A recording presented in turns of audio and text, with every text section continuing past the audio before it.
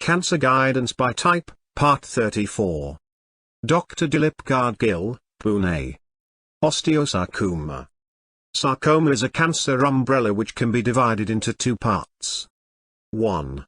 Osteosarcoma. 2. Soft tissue sarcoma.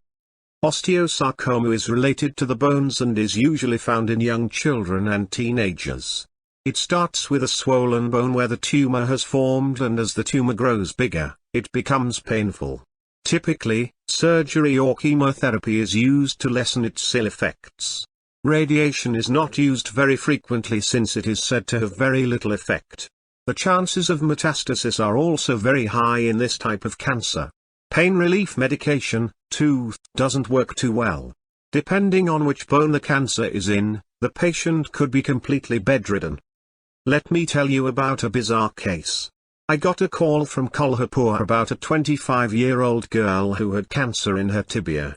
She was admitted to a local hospital and the doctor was keen on performing surgery the very next day. This surgery would involve removing the affected part of the bone and replacing it with a piece from the hip bone.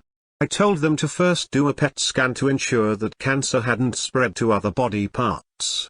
The doctor reluctantly agreed and the patient was brought to Pune. The PET scan revealed that there was no spread of cancer. I told them to go ahead with the surgery, but instead of grafting, I suggested going for a knee replacement surgery. The costs were more or less the same. However, the orthopedic surgeon said that knee replacement wasn't an option here. He insisted that grafting was the only solution.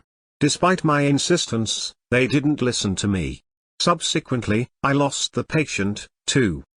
Very few people have the foresight and ability to think out of the box and look for better solutions. Generally, people simply take the traditional route.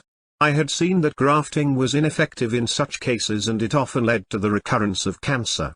Anyway, this is not the answer to the problem and neither is chemotherapy. Finding the root causes, understanding them, and working towards addressing them is the right approach.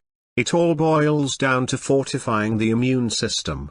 Until and unless the immune system isn't strong enough to ward off diseases, falling prey to them is inevitable.